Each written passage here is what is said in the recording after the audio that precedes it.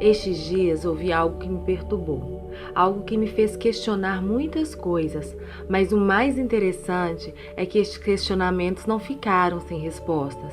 O próprio Espírito do Eterno testificou a mim, e ao longo da semana, esta palavra foi sendo ministrada no meu coração. Em Gênesis 18, 20 e 21, disse o Senhor: com efeito, o clamor de Sodoma e Gomorra tem se multiplicado e o seu pecado se agravado muito. Descerei e verei se de fato o que tem praticado corresponde a este clamor que é vindo até mim. Se assim não é, sabê-lo-ei.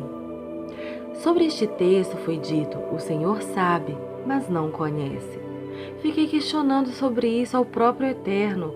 É certo que ele sabia da maldade humana, da condição e a capacidade do ser humano, mas até então só foi tomar conhecimento do mal que se fazia em Sodoma através do clamor que subiu até ele.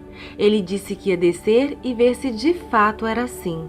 Entender isso para mim foi um tanto complicado. Como assim? Deus sabe, mas não conhece?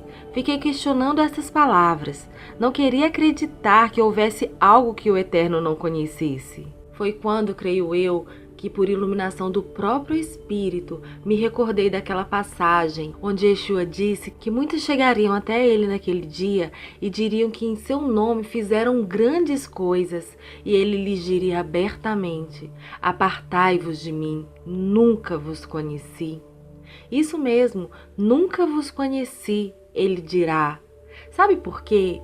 O Eterno, assim como seu Filho Yeshua, não conhecem o pecado, o iníquo. Eles sabem da capacidade humana voltada para a maldade, mas eles não conhecem e não têm parte com a iniquidade.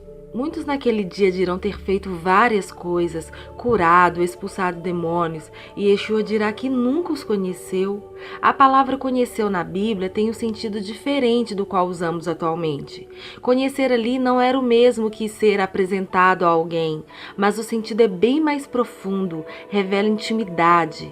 Como quando diz que Isaac conheceu a Rebeca. Eles se relacionaram, houve intimidade.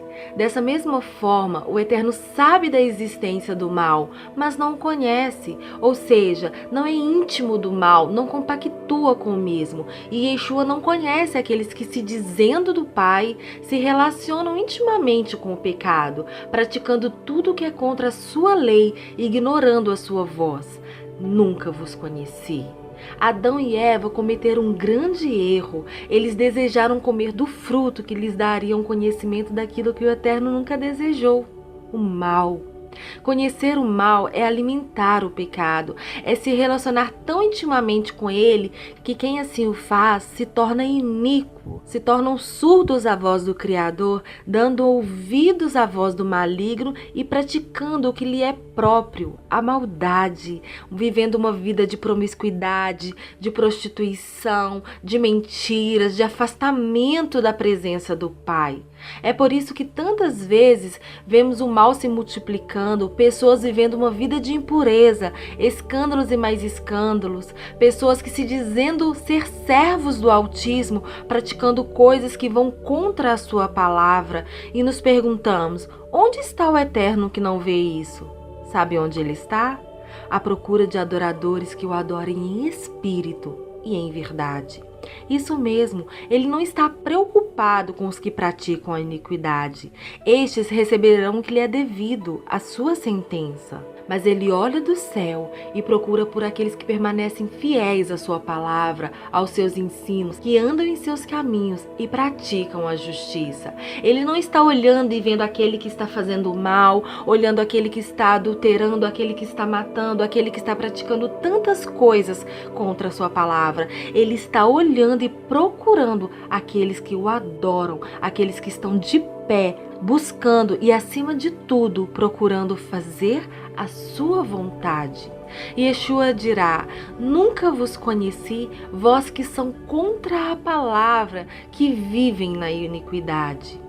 Continue o ímpio na sua impiedade e o santo santificando-se cada vez mais. Quando uma pessoa está naquela rodinha de amigos, onde na verdade estes vivem em trevas e praticam suas obras, e isso não lhe incomoda, você se sente em casa na presença do mal, isso é um péssimo sinal. Se a presença do pecado no ambiente não lhe traz um desconforto, isso é um sinal de que você está na beira do abismo, prestes a se corromper. Seja sensível à voz do Espírito do Eterno, se afaste do mal. Bem-aventurado é o homem que não anda no conselho dos ímpios, não se detém no caminho dos pecadores, nem se assenta na roda dos escarnecedores. Antes, o seu prazer está na lei do Senhor, e na sua lei medita de dia e de noite. Benditos são aqueles que conhecem o Eterno, se relacionam com Ele, conheceram o bem, apartaram-se do mal e vivem uma vida de intimidade, conhecendo a verdade e se libertando do mal. O meu povo, diz o Senhor, tem se perdido por falta de conhecimento. Quando entendemos que conhecimento vai além do saber, mas envolve comprometimento, intimidade, este texto se torna mais profundo. O povo se perde porque lhe falta intimidade com o Pai, relacionamento, a falta de conhecimento do bem, a falta de conhecimento da verdade e a falta de relacionamento com o Santo de Israel, a falta de intimidade com o Todo-Poderoso, leva o povo a se perder. Não poder conhecer o mal não significa que ele ignora a maldade feita contra os santos. De maneira nenhuma. Quando entendemos isso, vemos que quando o Eterno toma conhecimento do mal através do clamor dos justos, ele desce. Quando um justo clama ao Pai por socorro, por justiça, ele vem. E se a injustiça é confirmada, o juízo é certo. Ai daquele que se levanta contra os seus. Leve ao Pai a tua dor. Leve ao Pai a injustiça que tem sido feita contra você. Ele virá e fará justiça ao seu favor. Que o único conhecimento que possamos ter seja do alto, de onde vem a fonte de águas puras, da bondade, do amor do Pai. Que Ele possa achar em nós verdadeiros adoradores. Que nosso relacionamento, o nosso conhecimento seja de fato com o Eterno. Que nós não nos relacionemos com o mal e nem com aqueles que praticam a maldade. Nunca se esqueça, o Eterno não está preocupado com quem pratica a iniquidade. Ele está à procura de adoradores que o adorem em espírito e em verdade. E Yeshua, em todo o seu viver, sempre se referiu ao Eterno como Pai, Abba, Pai. Mas houve um momento em que ele, prestes a morrer, ali onde ele leva sobre si o pecado da humanidade, o meu e o seu pecado, ele já não chama o Eterno de Pai. Ele clama com grande dor: Elohim, Elohim, por que me desamparaste? E Yeshua sentia que havia naquele momento um grande abismo entre ele e o Pai. Eis que a mão do Senhor não está encolhida para que não possa salvar, nem o seu ouvido agravado para que não possa ouvir, mas os vossos pecados fazem separação entre vós e o vosso Elohim. Os vossos pecados encobrem o seu rosto de vós para que não vos ouça. Isaías 59, verso 1. O Mashiach se fez pecador por nós. Naquele momento o Eterno não via mais o Filho. E Yeshua sabia que o Pai não contempla a iniquidade e que naquele momento estava só.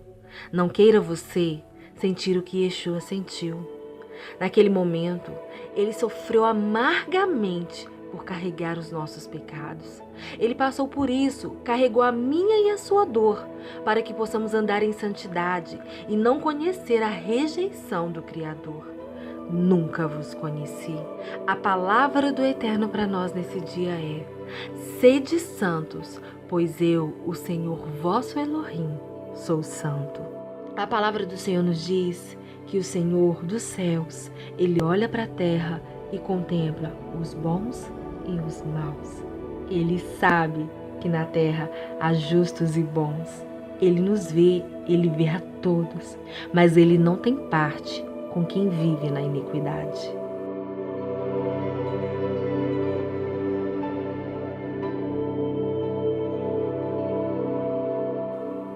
Continue ouvindo a voz de Deus. Acesse pérolas.org e compartilhe bênçãos. Sempre uma mensagem de fé e de esperança que irá tocar e transformar a tua mente, o teu coração e os teus pensamentos. Que o Eterno te abençoe.